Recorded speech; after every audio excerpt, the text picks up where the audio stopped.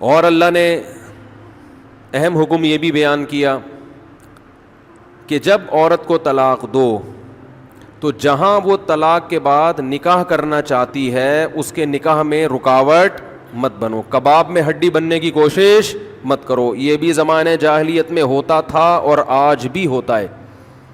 فلا تعضلوهن ان ينكحن ازواجهن، اگر تم نے چھوڑ دیا ہے اس کو. عرب اس کو غیرت کا مسئلہ بنا لیا کرتے تھے کہ ہم نے چھوڑا ہے تو اب ہم کہیں اور اس کی شادی نہیں کرنے دیں گے. ہمارا معاذ اللہ یوں کہتے تھے تھوکا ہوا مال، جیسے آج بھی لوگ کہتے ہیں ہم نہیں کہیں اس کو نکاح کرنے دیں گے. اس سے بھی قرآن نے کیا کیا؟ منع کیا. اور اس سے بھی منع کیا کہ اپنی مرضی سے زبردستی اس کا نکاح بھی مت کراؤ طلاق یافتہ کا. ینکحن ازواجہن، اپنے سلیکٹڈ شوہر سے نکاح کرنا چاہتی ہے تو تم کباب میں ہڈی بولو نہیں بنو. یعنی اس کو یہ رائٹ ہے کہ وہ جہاں چاہے نکاح کرے. یہ بھی خرابی ہے آج کل بعض علاقوں میں. یہ خرابی ہے کہ بیوہ کو یا طلاق یافتہ کو نکاح تو کرنے دیتے ہیں لیکن بعض علاقوں میں دستور ہے نکاح ہمارے ہی خاندان میں ہوگا، آپ ہمارے خاندان سے باہر نہیں جا سکتی. اس کو بھی قرآن نے کیا کیا؟ بولو ختم. نکاح بھی سے بھی نہیں روک سکتے اور نکاح بھی وہاں ہوگا جہاں آپ نہیں بلکہ یہ چاہے گی. اس میں اللہ نے عمر کی کوئی قید نہیں لگائی. 40 سال کی بیوہ یا طلاق یافتہ ہو، 50 سال کی ہو، 55 سال کی ہو، یہ تمہارا ہیڈ ایک نہیں ہے. تمہیں زیادہ ٹینشن لینے کی ضرورت نہیں ہے. لوگ بڑی ٹینشن لے رہے ہوتے ہیں کہ تمہیں ضرورت کیا ہے، اب 4 بچے ہیں تمہارے، 5 بچے ہیں، اس عمر میں تمہیں شادی کرتے ہوئے شرم نہیں آتی؟ چھوڑو بھائی، کیا ضرورت ہے؟ تو اللہ فرماتے ہیں کہ تمہیں اس ٹینشن لینے کی ضرورت بولو یہ اس کا ہیڈ ایک ہے، یہ تمہارا ہیڈ ایک نہیں ہے. جیسے کوئی 4 شادیاں کر رہا ہے تو اس کا ہیڈ ایک ہے نا، آپ کا ہیڈ ایک تھوڑی ہے. یہ آپ پتہ نہیں کیوں پریشان ہیں مفتی صاحب کو کیا ہو گیا. وہی ان کا ہیڈ ایک ہے، آپ کا ہیڈ ایک نہیں ہے. یہ میں اپنی بھی درمیان میں لگا دیتا ہوں نا. تو ہر ایک کے ہیڈ ایک ہم نے پالے ہوئے ہیں. وہ یہ کیوں کر رہا ہے، وہ یہ کیوں کر رہا ہے، وہ کم عمر سے شادی کیوں کر رہا ہے، وہ بڑی عمر سے شادی کیوں کر رہی ہے. یہ ہوتے ہیں نا لوگوں کے مسائل. اس نے یہ کیوں کر لیا. ایک خاتون نے مجھے بتایا کہ وہ ایک دفعہ بیوہ ہوئی، اللہ کی قدرت دوبارہ شادی، دوبارہ بیوہ ہو گئی. تیسری دفعہ جب ان کی شادی ہو رہی تھی لوگ مذاق اڑا رہے تھے، بس کرو یار 2 دفعہ بیوہ ہو گئی، اب آرام سے بیٹھو. اب وہ بیوہ تو کوئی بھی ہو سکتا ہے، جوانی میں بھی عورتیں بیوہ ہو جاتی ہیں. تو اب دیکھو لوگوں کو تکلیف ہو رہی ہے، بھائی یہ اس کا ہیڈ ایک ہے. اچھا لوگ اس سے شادی کرتے ہوئے ڈر رہے تھے ان سے کہ میں بھی پھر میں نہ مر جاؤں. تو اس کا اس سے کوئی تعلق نہیں ہے. ہو سکتا ہے 2 دفعہ بیوہ ہونا تقدیر میں لکھا ہو، 3 دفعہ نہ ہو. یہاں مجھے وہ چٹکلا یاد آتا ہے، وہ ایک آدمی نے، ابے چھوڑو چٹکلوں کا بھی، قرآن کو فوکس کرتے ہیں. آخر میں چٹکلے ہونا یہ صحیح ہوتا ہے، درمیان میں ہی آ جائیں تو پھر سارا موضوع چینج ہو جاتا ہے. اتنے اچھے احکام بیان ہو رہے ہیں قرآن کے، آگے اس کو آپ نے لوگوں کو بتانا بھی ہے. تو اللہ نے حکم دیا کہ طلاق کے بعد ایک دھیلا واپس نہیں لینا. خلا کی صورت میں لے سکتے ہو مگر خلا بھی شوہر کی رضا سے ہوتا ہے، یک طرفہ نہیں ہوتا، یاد رکھیں. دوسرا کام تم نے کیا کرنا ہے، اس کو کہیں اور نکاح سے روکنا نہیں ہے. تیسرا کام یہ کرنا ہے نکاح بھی وہاں کرنا ہے جہاں وہ چاہتی ہے. تمہاری مرضی نہیں مسلط ہوگی، اس کی مرضی چلے گی. اور اگر پرانے شوہر سے نکاح کرنا چاہے اور 2 طلاقیں ہوئی ہوں تو وہاں بھی کر سکتی ہے، کیونکہ آیت کا ایک شان نزول بھی ہے. ایک صحابی نے اپنی بہن کا نکاح کسی صحابی سے کرایا، تھوڑے دنوں میں طلاق ہو گئی. طلاق ایک تھی، عدت ختم ہوئی، نکاح ختم. اب تھوڑے دنوں کے بعد دوبارہ ان دونوں کا دل چاہنے لگا کہ ہم آپس میں کمپرومائز کر لیں. ہوتا ہے وقتی طور پر اختلافات بہت زیادہ ہوتے آتے ہیں، جب دور رہتے ہیں تو آپس میں میلان ہونے لگتا ہے. لیکن وہ جو صحابی تھے نا جن کی بہن کو طلاق ہوئی تھی، انہوں نے کہا کہ اب میں اپنی بہن کا نکاح دوبارہ اس آدمی سے بولو نہیں کروں گا. اور کہا کہ یا رسول اللہ میں نے ان کی عزت کی، ان کو اپنی بہن نکاح میں دی، انہوں نے لڑائی جھگڑا کر کے طلاق دے کے میرے گھر میں بٹھا دیا اس کو، تو میں کیسے دوبارہ. یہ ذلت محسوس ہوتی ہے نا انسان کو. قرآن میں اللہ نے آیتیں نازل کی کہ اگر وہ اپنے شوہر سے نکاح کرنا چاہتی ہے تو درمیان میں رکاوٹ مت بنو. لڑے بھی وہ خود تھے، اب جڑ بھی خود رہے ہیں. نہیں آ رہی بات؟ اس کو بھی لوگ غیرت کا مسئلہ بنا لیتے ہیں. سسر صاحب بنا لیتے ہیں, میرے داماد نے میری بیٹی کو طلاق دی ہے, میں تو نہیں واپس بھیجوں گا. بھائی دنیا میں جو آدمی میں لچک نہیں ہے نا, فلیکسیبلٹی نہیں ہے, لچک نہیں ہے جس میں, وہ کبھی بھی کامیاب نہیں ہو سکتا. یاد رکھو یہ جو ہوتا ہے نا, میں اصول کا پکا, بھائی اصول کا پکا ہونا تو اچھا ہے, لیکن یہ اصول ہی غلط ہے کہ جو کہہ دیا تو اس پہ قیامت تک قائم رہنا ہے. یہ اصول ہی غلط ہے. اصول یہ ہونا چاہیے کہ جب موقع کی مناسبت سے جو بات ٹھیک لگے گی اپنے آپ کو چینج کر لوں گا. یہ اصول ٹھیک ہے, اس اصول پہ پکے رہو, اور یہ نبی سے ہمیں ملتا ہے یہ اصول. حدیث میں آتا ہے ایک صحابی نبی کے پاس آئے, مجھے صدقہ چاہیے, یہ چاہیے, وہ چاہیے. آپ نے فرمایا اللہ کی قسم تم پر خرچ نہیں کروں گا میں. وہ چلے گئے, آپ نے دوبارہ بلایا, فرمایا ان پہ صدقہ کرو, دے دو. وہ پریشان, یا رسول اللہ آپ نے تو قسم اٹھائی تھی کہ میں آپ کو نہیں دوں گا. آپ نے فرمایا مر رآ علی یمین فرآ غیرہا خیرا منہا فلیکفر عن یمینہ, کہ جو شخص کسی بات پہ قسم اٹھا لے, جائز بات ہو, کوئی اگر حرام پہ قسم اٹھائی وہ تو بچنا لازم ہے نا, کہ میں گناہ نہیں کروں گا, وہ تو ویسے ہی حرام ہے. جائز کام, صدقہ تو جائز ہے نا, بلکہ ثواب ہے. فرمایا کوئی کسی جائز کام پہ قسم اٹھائے, پھر بعد میں اس کو خیال ہو کہ مجھے قسم توڑ دینی چاہیے, اس کا مائنڈ کیا ہو گیا, چینج, تو اسے چاہیے قسم توڑ دے اور کفارہ ادا کر دے, اس قسم پہ قائم بولو نہ رہے. قسم پہ جب قائم نہ رہنے کا حکم ہے تو بغیر قسم کے میں نے جو بول دیا بس وہ پتھر پہ لکیر بن گیا, یہ تو پاگل اور گدھے ہونے کی علامت ہے. قسم بھی اگر کھا لی ہو تو بھائی اس وقت یہ خیال تھا کہ نہیں دینا, اب زمینی حقائق کہہ رہے ہیں کہ اس کو دینا ہے, تو اب قسم توڑو, کفارہ ادا کرو اور دے دو. بات نہیں آ رہی میرا خیال ہے. یہ کس کی سیرت ہے؟ نبی کی. نبی سے زیادہ کسی کی پکی زبان ہو سکتی ہے, لیکن ایسی لچک سکھائی ہے کامیاب بننے کے لیے کہ یہ نہیں کہ جو کہہ دیا تو وہ پتھر پہ لکیر. گراؤنڈ ریئلٹی کے لحاظ سے, ماحول کے چینج ہونے کے لحاظ سے آپ نے اپنا رویہ کیا کرنا ہے, چینج کرنا ہے.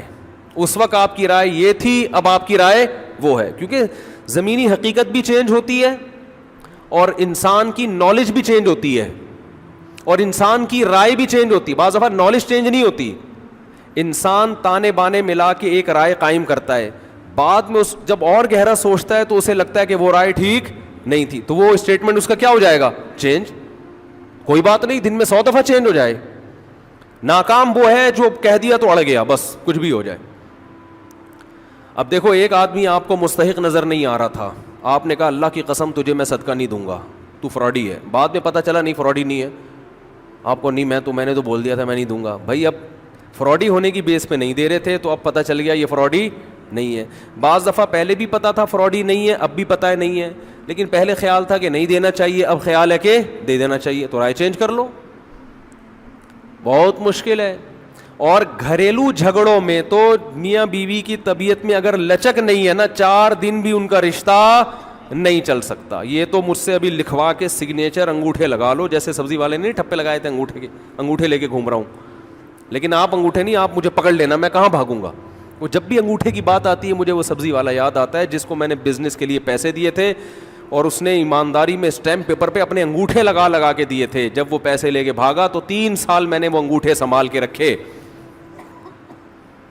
اب لوگ مجھے کہتے ہیں نا وہ فلاں آدمی کو میں اتنے کروڑ روپے دے رہا ہوں تو اتنا ایماندار ہے, میں تو اسٹیمپ پیپر پہ لکھوا رہا ہوں اور انگوٹھے بھی لگوا رہا ہوں. میں کہتا ہوں یہ انگوٹھوں کا تذکرہ میرے سامنے مت کیا کرو, انگوٹھوں سے کچھ بھی نہیں ہوتا. بندہ اگر 2 نمبر ہے, اسٹیمپ پیپر بکری کو کھلا دینا, کسی کام کا نہیں ہے یہ اسٹیمپ پیپر, عدالت سے بھی نہیں نکلوا سکتے. سمجھتے ہو, لکھوایا کرو ضرور, لیکن اس سے ہوگا کچھ بھی نہیں. عدالت انگوٹھا دیکھ کے بولے گی بس ٹھیک ہے انگوٹھا, اب انگوٹھے کو پکڑ کے جیل میں ڈال دو, بس انگوٹھے کو دیے تم نے پیسے, بندہ تو پکڑائی میں آئے گا ہی نہیں, آ بھی گیا تو کچھ بھی نہیں کر سکتے. عدالت کہے گی دیے کیوں تھے.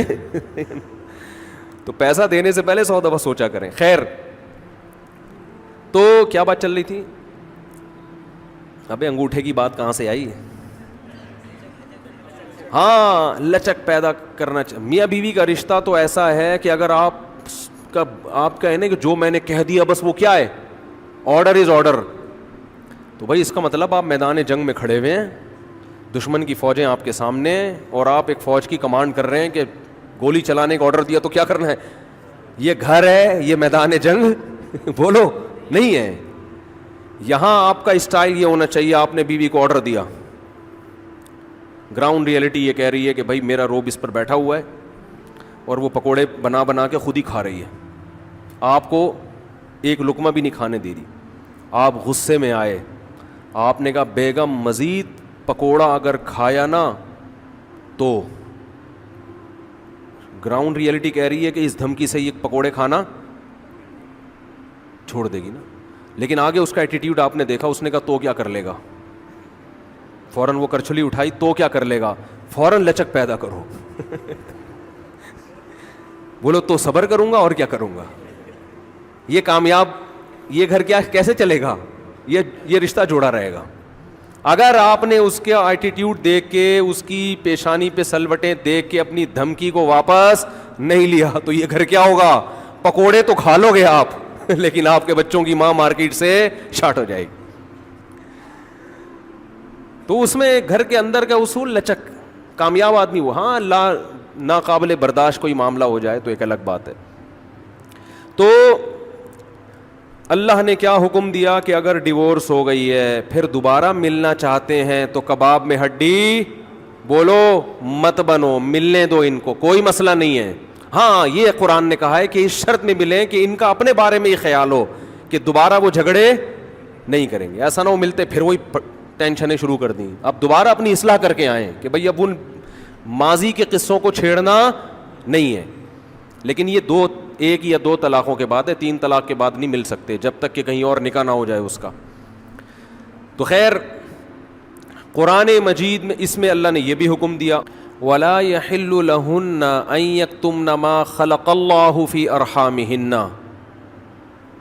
اللہ نے عورت کو حکم دیا، مسلمان عورت کو، کہ اگر تمہیں طلاق ہو جائے تو تمہارے پیٹ میں اگر حمل ہے، اس حمل کو، اس پریگننسی کو تمہیں چھپانے کی اجازت بولیں نہیں ہے.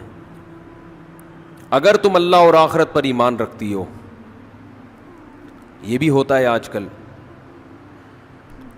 کیونکہ اس معاملے میں مرد عورت کی زبان پر اعتماد کرتا ہے. اگر ایک مرد نے کسی عورت کو طلاق دی، عورت کو اگر حمل ہے وہ چھپا لے گی اور وہ بتائے گی مجھے مینسز آنا شروع ہو گئے. مرد یقین کر لے گا بھائی 3 مینسز گزر گئے، عدت ختم.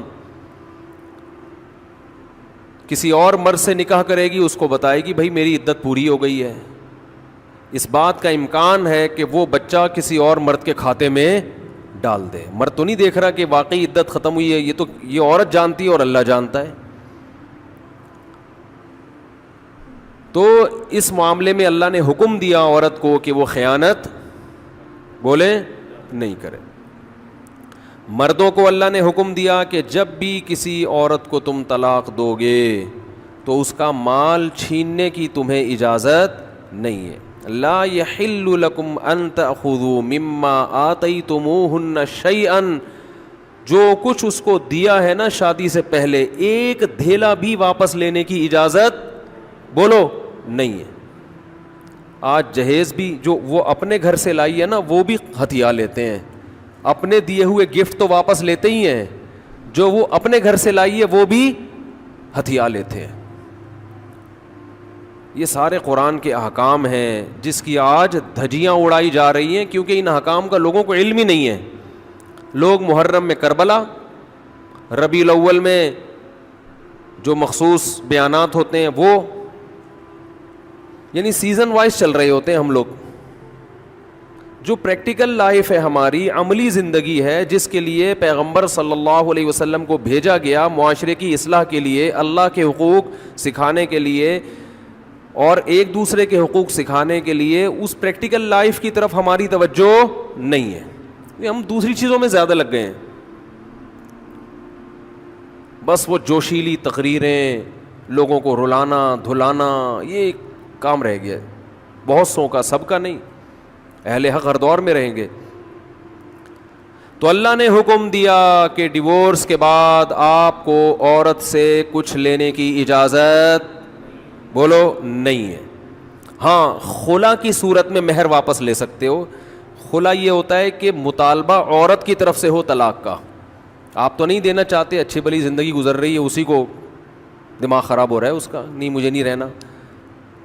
تو پھر اس صورت میں مرد اگر ڈیورس دے تو وہ یہ شرط لگا سکتا ہے کہ میرا خرچہ واپس کرو, خام خواہ میں کیوں کرایا خرچہ. کچھ دن پہلے ایک واقعہ سامنے آیا, ایک آدمی کی شادی ہوئی, دلہن نے پہلی رات کو بولا کہ آپ مجھے پسند نہیں ہو, میں تو کہیں اور شادی کرنا چاہتی تھی, ابا نے آپ کے متھے باندھ دیا. حالانکہ 6 مہینے سے تیاریاں چل رہی ہیں. اب کیا گزرے گی اس آدمی کے اوپر. تو خیر اس نے تو اٹھا کے پٹخنا ٹھکائی لگانا شروع کر دی. کمبخت ایک میسج کر دیتی کہ میں راضی نہیں ہوں, میرا خرچہ کرا دیا, اب پہلی رات کو بول رہی ہے کہ نئی ٹھکائی لگانی چاہیے تھی. میں نہیں کہہ رہا, لیکن اس نے لگائی ٹھکائی, غلط کیا اس نے. تو ایسے موقع پہ بھائی ٹھیک ہے اپنا راستہ لو, میرا خرچہ واپس. اب کون رکھے گا ایسی صورت میں. چاہتی کہیں اور تھی. بھائی تو چاہتی تھی بھی اگر کہیں اور, تو اب بتانے کی کیا ضرورت ہے, ہر بات بتائی تھوڑی جاتی ہے. بولو بھائی دل میں بولو چاہتی تو تھی لیکن چلو ہو گئی, اب اسی کو چاہنا شروع کر دیں گے آہستہ آہستہ. گدھا بھی اگر آپ پال لینا تھوڑے دنوں میں اس سے بھی محبت ہو جاتی ہے, تو پورا 2 ہاتھ 2 پاؤں کا انسان ہے, تھوڑے دنوں میں اچھا لگنے لگے گا. یہ سوچ کے صبر کر لو, پوری رپورٹیں پیش کر رہی ہیں اس کو, پوری رپورٹ. تو ظلم وہاں سے ہو, مطالبہ وہاں سے ہو, تو پھر آپ واپسی کا مہر کا واپس مطالبہ کر سکتے ہیں. بھائی جو مہر دیا واپس دو. یہ بھی اللہ نے ان آیتوں میں حکم بیان کیا. ایک حکم اللہ نے یہ بھی بیان کیا کہ اگر رخصتی سے پہلے طلاق ہو جائے تو پورا مہر نہیں دینا پڑتا, بلکہ آدھا مہر دینا پڑتا ہے. 1 لاکھ روپے مہر رکھا گیا تھا, آپ ابھی رخصتی ہوئی نہیں, آپ نے ڈیورس دے دی, تو پورا مہر نہیں ہے بلکہ آدھا مہر ہے. اس میں اللہ نے ترغیب دی ہے کہ مرد پورا دے دے تو اچھا ہے, اور عورت کو ترغیب دی ہے کہ آدھا بھی معاف کر دو تو اچھا ہے. ترغیب دونوں کو دی جا رہی ہے, چھوڑو بھائی, لیکن حکم بیان کیا جا رہا ہے کہ مرد کو آدھا دینا پڑے گا اگر وہ مطالبہ کرے.